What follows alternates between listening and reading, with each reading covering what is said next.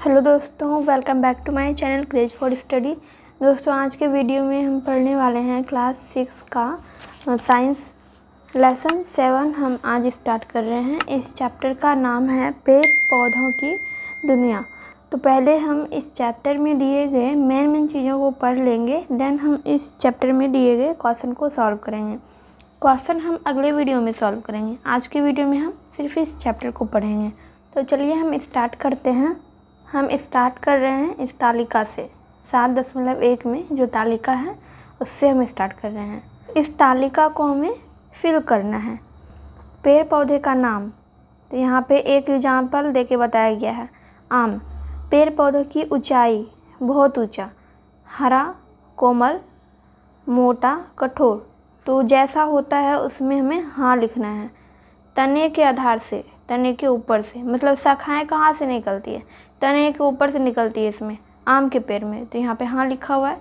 पेड़ पौधे का वर्ग, आम जो है वो एक वृक्ष होता है, आम का पेड़, तो यहाँ पे वृक्ष लिखा गया है। इसी तरह से हमें और भी पौधों का नाम यहाँ पे लिखना है। जैसे कि हम यहाँ पे लिखते हैं पीपल। तो पीपल कैसा होता है? बहुत ऊंचा होता है, मोटा होता है और कठोर भी होता है। तो इन सब में हम हाँ लिखेंगे। और इसकी शाखाएं जो है वो तने के ऊपर से निकलती है, तो यहाँ पे हम हाँ लिखेंगे। और ये क्या है? वृक्ष है, तो इसमें वृक्ष लिख देंगे। पेड़ पौधों की ऊंचाई, तो ये जो गुलाब का जो पौधा होता है वो छोटा होता है और ये हरा होता है, कोमल भी होता है और इसकी शाखाएं जो है तने के आधार से निकलती है। तो यहाँ पे हम हाँ लिखेंगे। और ये क्या है? झाड़ी है, झाड़ी। दूसरे पेड़ का नाम लिखते हैं हम बरगद। बरगद बहुत ऊंचा होता है, यहाँ पे बहुत ऊंचा लिखेंगे। और ये मोटा होता है, कठोर होता है और इसकी शाखाएं जो है तने के ऊपर से निकलती है। तो यहाँ पे हम हाँ लिखेंगे। और यहाँ पे क्या लिखेंगे? वृक्ष, क्योंकि बरगद जो है वो एक वृक्ष होता है, बहुत विशाल वृक्ष होता है। अब हम यहाँ पे लिखते हैं तुलसी। तुलसी के पौधे के बारे में। तुलसी का पौधा छोटा होता है, तो यहाँ पे हम छोटा लिखेंगे। और वो हरा होता है, तो हाँ इसमें लिखेंगे। और कोमल होता है और इसकी शाखाएँ जो है वो तने के आधार से निकलती है, तो इसमें हम हाँ लिखेंगे। और ये क्या है? एक झाड़ी है, तो यहाँ पे हम झाड़ी लिख देंगे। पहले पेज में ऐसा कुछ नहीं है इम्पोर्टेंट, इसीलिए मैंने आपको ये पढ़ के नहीं बताया। और इस पेज में भी उतना ज़्यादा इम्पोर्टेंट कुछ नहीं था, इसमें सिर्फ तालिका ही इम्पोर्टेंट था, तो मैंने आपको तालिका बता दी है। चित्र 7.2 यहाँ पे है। तो शाक, झाड़ी और वृक्ष, तो इस तरह का होता है। शाक ऐसा होता है, झाड़ी उससे थोड़ा बड़ा होता है और वृक्ष बहुत बड़ा होता है, विशाल होता है। तालिका के अवलोकन से स्पष्ट है कि पौधों को 3 वर्गों में बांटा जा सकता है। जिन पौधों का तना हरा और कोमल होता है तथा सामान्यतः कम ऊंचाई के होते हैं उन्हें शाक कहते हैं। जिन पौधों में शाखाएं तने के आधार से अधिक संख्या में निकलती है और जिनका तना सख्त, पतला और काष्ठीय होता है उन्हें झाड़ी कहते हैं।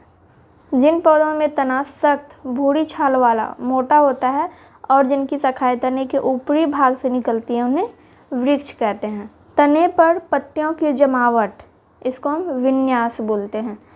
किसी पौधे की डाली पर एक जगह से एक ही पत्ती निकलती है, ऐसी पत्ती को अकेली पत्ती या एकल पत्ती कहेंगे। किसी पौधे में पत्तियां जोड़ी में एक दूसरे से विपरीत दिशा में निकलती है, ऐसी जमावट को जोड़ीदार जमावट कहेंगे। कुछ पौधे ऐसे होते हैं जिनमें एक ही जगह से कई सारी पत्तियां गुच्छे के रूप में निकलती है, जिसे गुच्छेदार जमावट कहते हैं। पेड़ पौधे के तने पर पत्तियों के लगने या जमने के क्रम को पत्तियों का विन्यास कहते हैं।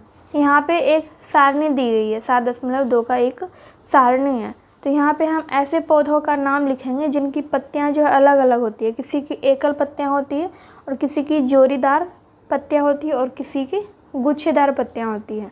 तो पहला हम लिख रहे हैं आम। आम में पत्तियों की जमावट गुच्छेदार होती है। गुच्छेदार। अमरूद का पेड़, अमरूद में पत्तियों की जमावट जोड़ीदार होती है, जोड़ीदार। सूरजमुखी, सूरजमुखी, सूरजमुखी में पत्तियों की जमावट जो है एकल होती है, एकल पत्ती होती है इसमें। अब हम पढ़ेंगे जड़ों के बारे में। तो जड़ आपको यहाँ पे दो तरह का दिख रहा है, एक मूसला जड़, ये वाला मूसला जड़ है, और ये वाला रेशेदार जड़ है। तो मूसला जड़ और रेशेदार में अंतर क्या है? मूसला जड़ में जो है एक मुख्य जड़ होता है, ठीक है, जैसे कि ये वाला जड़ जो बीच वाला, ये मुख्य जड़ है। इस तरह से दोनों तरफ जो है शाखाएं निकली हुई है, तो इस तरह के जड़ को मूसला जड़ कहते हैं। और रेशेदार जड़ में क्या होता है, इसका कोई मुख्य जड़ नहीं होता है, सभी जड़ जो है एक ही जगह से निकलता है। जैसे कि यहाँ से सारा जड़ निकल रहा है और इसमें कोई भी मुख्य शाखाएं नहीं है, इसको रेशेदार जड़ कहते हैं या फिर झखड़ा जड़ कहते हैं। तो आई होप आपको मूसला जड़ और रेशेदार जड़ में अंतर समझ में आ गया होगा। यहाँ पे मूसला जड़ और रेशेदार जड़ का डेफिनेशन भी देख लेते हैं। जिस जड़ में एक मुख्य जड़ है जिनमें से कई सहायक जड़ें निकली है, उस जड़ को मूसला जड़ कहते हैं। जिस जड़ में कोई मुख्य जड़ नहीं है बल्कि सभी जड़ें एक ही स्थान से निकलती है, उस जड़ को झकड़ा या रेशेदार जड़ कहते हैं। और यहाँ पर एक तालिका है, इसमें मूसला जड़ और रेशेदार जड़ को वर्गीकृत करके पौधे का नाम लिखना है। तो मूसला जड़ वाला पौधा कौन कौन सा होता है? चुकंदर जो है, चुकंदर जिसको हम बीट भी बोलते हैं, बीट जो है वो मूसला जड़ वाला पौधा होता है। आम, आम भी मूसला जड़ वाला पौधा होता है। चना, चना भी मूसला जड़ वाला होता है। लीची, लीची में भी मूसला जड़ होता है। मूंगफली, मूंगफली में भी मूसला जड़ होता है। हम देखते हैं रेशेदार जड़ में कौन कौन सा पौधा आता है। मक्के का जो पौधा होता है वो उसमें रेशेदार जड़ होता है। धान, धान में भी रेशेदार जड़ ही होता है। गेहूँ, गेहूँ का जो पौधा होता है उसमें भी रेशेदार जड़ होता है। मूंग, मूंग में भी क्या होता है? रेशेदार जड़ होता है। मसूर, इसमें भी रेशेदार जड़ ही होता है। अब हम देखते हैं जड़ एवं तना के कार्य। जड़ मिट्टी को मजबूती से पकड़कर पौधों को खड़ा रहने में मदद करती है। यह मिट्टी में उपस्थित जल एवं खनिज लवणों को अवशोषित करती है। जड़ें मिट्टी को बांधती है तथा मिट्टी के कटाव को रोकती है। कुछ पौधों की जड़ों में भोजन का संग्रहण भी होता है। तना का कार्य, तना पौधों को आकृति प्रदान करता है। यह जल, खनिज लवण एवं भोजन के संवहन का मार्ग है। कुछ पौधों के तने भूमिगत होकर भोजन संग्रहण भी करते हैं। अब हम पढ़ेंगे पत्तियों के सिरा विन्यास के बारे में। पत्ती के मध्य से एक मोटी सिरा दिखाई देती है, यहाँ पे क्वेश्चन मार्क है पर हम इसको इस तरह से पढ़ रहे हैं। पत्ती के मध्य से एक मोटी सिरा दिखाई देती है, इस मोटी सिरा को मध्य सिराएं कहते हैं। पत्तियों पर सिराओं द्वारा बनाए गए डिज़ाइन को सिरा विन्यास कहते हैं। पत्तियों पर सिराओं द्वारा बनाए गए डिज़ाइन को सिरा विन्यास कहते हैं। यदि यह डिज़ाइन मध्य सिरा के दोनों जाल जैसा है तो यह सिरा विन्यास जालिका सिरा विन्यास कहलाता है। कुछ पत्तियों में ये सिराएं एक दूसरे के समानांतर होती है, ऐसे सिरा विन्यास को समानांतर सिरा विन्यास कहते हैं। ये पत्ती जो है ये पीपल का है, पीपल के पेड़ की पत्ती है। तो इसका जो सिरा विन्यास होता है ये कैसा होता है? जालिका रूपी सिरा विन्यास। और यहाँ पे क्या है? समानांतर सिरा विन्यास। ये जो पत्ती है ये बांस की पत्ती है, ठीक है, और ये वाला पीपल की है। इसमें जालिका रूपी सिरा विन्यास होता है और इसमें समानांतर सिरा विन्यास होता है। यहाँ पर 7.4 में एक तालिका है और यहाँ पे हमें जालीदार विन्यास और समानांतर विन्यास के पौधों के बारे में लिखना है। दोनों को अलग अलग वर्गीकृत करके लिखना है। जालीदार विन्यास जो है वो पीपल में होता है, पीपल के पत्ते में, और आम में होता है, और धनिया के पौधे में भी होता है, तुलसी में होता है।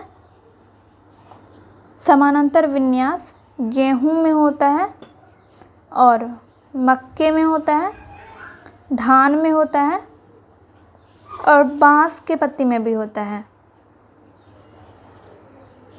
आई होप आपको शिराविन्यास समझ में आ गया होगा। यहाँ पर आप देख सकते हैं जालिका रूपी शिराविन्यास का मतलब क्या है। जालिका रूपी शिराविन्यास का मतलब क्या है, ये पत्ती जो है, पत्ती का जो ये बनावट आपको दिख रहा है, अंदर का बनावट, ये जालिका रूपी दिख रहा है, मतलब जाल जैसा दिख रहा है, तो इसीलिए इसको जालिका रूपी शिराविन्यास कहते हैं। समानांतर शिराविन्यास इसको बोलते हैं। ये बाँस का जो पत्ती है, क्योंकि इसमें ये जो इसका विन्यास होता है एकदम समानांतर एक लाइन से ऐसे होता है, ठीक है, इसमें जाल जैसा बुना हुआ दिखाई नहीं देता है, तो इसीलिए इसको समानांतर शिराविन्यास कहते हैं और इसको जालिका रूपी शिराविन्यास कहते हैं। अब हम पढ़ते हैं बीज के बारे में। यहाँ पे पहले आप पौधों के नाम देख लीजिए, सेम, अरहर, मसूर, मक्का, धान। यहाँ पर ये सारे जो अनाज दिए गए हैं, जब आप इसको भिगाएंगे तो आपको आसानी से इसका बीज पता चलेगा कि ये एक बीजपत्री है या फिर द्विबीजपत्री। बीज का छिलका हटाएं, छिलका हटे बीज को उंगलियों से हल्का दबाएं। मक्का के बीज में एक ही बीज पत्र होता है, अतः इसे एक बीजपत्री कहते हैं। सेम के बीज के दो भाग हो जाते हैं, ये दोनों गूदेदार भाग इसके बीज पत्र हैं। इस प्रकार के बीज को द्विबीजपत्री कहते हैं। यहाँ पर आप देख सकते हैं ये पहले से ही लिखा गया है, जिनका भी ये बुक है उन्होंने यहाँ पे ये लिखा है। यहाँ पे इस सारणी को सही से फिल करा गया है, लेकिन इसका स्पेलिंग बस यहाँ पे गलत है। बीज होगा यहाँ पे, बीज। आम में एक बीज होता है, यानी कि आम जो है एक बीजपत्री है। चना द्विबीजपत्री है। जब आप चना को फुलाएंगे और उसको उंगली से दबाएंगे तो उसके दो भाग हो जाते हैं, तो ये दो बीजपत्री होता है। मटर, मटर भी द्विबीजपत्री होता है। मसूर दाल, मसूर दाल भी द्विबीजपत्री होता है, क्योंकि मसूर दाल जो है वो पूरा जो होता है गोल होता है। जब आप उसको फुलाएंगे और उंगली से दबाएंगे तो वो दो भागों में बट जाएगा, तो मसूर दाल द्विबीजपत्री होता है। और लीची, लीची एक बीजपत्री होता है, उसमें सिर्फ एक ही बीज होता है। दोस्तों अब हम देखेंगे तालिका 7.6। तो यहाँ पे पेड़ पौधे का नाम, मूसला या झकड़ा जड़ लिखना है, यहाँ पे पत्ती विन्यास और बीजपत्रों की संख्या। तो पेड़ पौधे का नाम आम, अमरूद, मक्का, चना, धान, लीची, गेहूँ, मूंगफली, सेम और यहाँ पे अरहर। आम में मूसला जड़ होता है और पत्ती विन्यास का जालीदार होता है, बीज पत्रों की संख्या 2। अमरूद में मूसला जड़, जालीदार, पत्ती विन्यास होता है और बीज पत्रों की संख्या 1। मक्का, मक्का में झकड़ा जड़ होता है और समानांतर पत्ती विन्यास होता है और बीज पत्रों की संख्या 1 होती है। चना, चना में मूसला जड़ होता है और जालीदार पत्ती विन्यास होता है, बीज पत्रों की संख्या 2 होती है। धान में झकड़ा जड़ होता है, समानांतर पत्ती विन्यास होता है और एक बीज पत्र होता है। लीची में मूसला जड़ होता है, जालीदार पत्ती विन्यास होता है और एक बीज पत्र होता है। गेहूँ, गेहूँ में झकड़ा जड़ होता है और पत्ती विन्यास समानांतर होती है, बीज पत्रों की संख्या 1 होती है। मूंगफली, मूंगफली, सेम और अरहर, तो इन तीनों में मूसला जड़ होता है, पत्ती विन्यास इन तीनों में जालीदार होता है और बीज पत्रों की संख्या 2 होती है इन तीनों में, ठीक है। चलिए अब हम देखते हैं बीज से शिशु पौधे के विकास की अंकुरन अवस्था। बीज का बीज पत्र शिशु पौधे को पोषित करता है। शिशु पौधे की वृद्धि के लिए पोषक तत्व बीज पत्र में मौजूद रहते हैं। अब यहाँ पे एक क्वेश्चन है, पौधे की जड़ किस प्रकार की होगी तो उसे उस पौधे को उखाड़ने की ज़रूरत नहीं है। वह पौधे की पत्तियों को देखकर इसका जवाब दे सकती है। पत्तियों में समानांतर विन्यास होगा और उसकी जड़ रेशेदार होगी और उसमें एक बीज पत्र होगा। हालांकि ये यहाँ पे सही दिया गया है कि पत्तियों में समानांतर सिरा विन्यास और उसकी जड़ें रेशेदार होगी तो उसमें एक बीज पत्र होगा। लेकिन जिन पौधों की जड़ें मूसला होती है और जिन पत्तियों का सिरा विन्यास जालीदार सिरा विन्यास होता है उसमें भी एक बीज पत्र होता है। तो ऐसा ये ज़रूरी नहीं है कि सिर्फ समानांतर सिरा विन्यास और रेशेदार जड़ों वाले में ही एक बीज पत्र होता है। अब यहाँ पे कुछ वर्ड मीनिंग दिए गए हैं। सिरा विन्यास को वेनेशन बोलते हैं, जालिका विन्यास रेटिकुलेट वेनेशन, समानांतर विन्यास को पैरेलल वेनेशन बोलते हैं, एक बीजपत्री को बोलते हैं मोनोकोटिलिडोन, द्विबीजपत्री को बोलते हैं डाइकोटिलिडोन। अब यहाँ पे हम देखते हैं कि इस चैप्टर से हमने क्या क्या सीखा। कुछ मुख्य बातें यहाँ पे दी गई है। पेड़ पौधों को 3 वर्गों में बांटा जा सकता है, शाख, झाड़ी और वृक्ष। जड़ दो प्रकार के होते हैं, मूसला जड़ एवं झकड़ा जड़। अलग अलग पौधों पर पत्तियों की जमावट भिन्न भिन्न होती है। किसी में एकल पत्तियां होती हैं, किसी में गुच्छेदार पत्तियां होती हैं। पौधों में जल एवं खनिज लवण का संवहन तनाव द्वारा होता है। पत्तियों में जालिका रूपी या समानांतर सिरा विन्यास होता है। बीज दो प्रकार के होते हैं, एक बीजपत्री तथा द्विबीजपत्री। तो दोस्तों आज के वीडियो में बस इतना ही, और हम नेक्स्ट वीडियो में इस चैप्टर का क्वेश्चन सॉल्व करेंगे। आज के वीडियो में हम क्वेश्चन सॉल्व नहीं कर रहे हैं, एंड हम नेक्स्ट वीडियो में इस चैप्टर में दिए गए सारे क्वेश्चन को सॉल्व करेंगे। एंड वीडियो हेल्पफुल लगी हो तो वीडियो को लाइक कर दीजिएगा।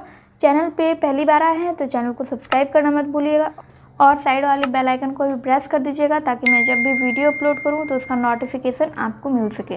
तो चलिए मैं मिलती हूं आपसे नेक्स्ट वीडियो में।